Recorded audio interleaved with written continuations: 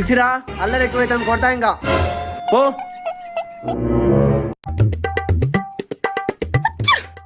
ఇందా నాన్న శిశిరా అన్నం నిన్ను లేకపోతే బూచోడు వచ్చి పట్టుకొని పోతాడు. నీకు ఎక్కువైపోతావు, నువ్వు నీ పని చెప్తా. సరే బయట పోదాం రా, స్నాక్స్ తీస్తా. శిశిరా నీకు నచ్చింది తీసుకొని నేను మళ్ళీ వస్తా. అడుంది పోరా.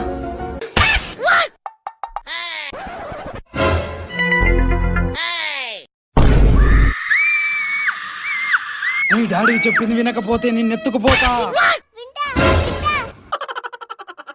శిశిరా శిశిరా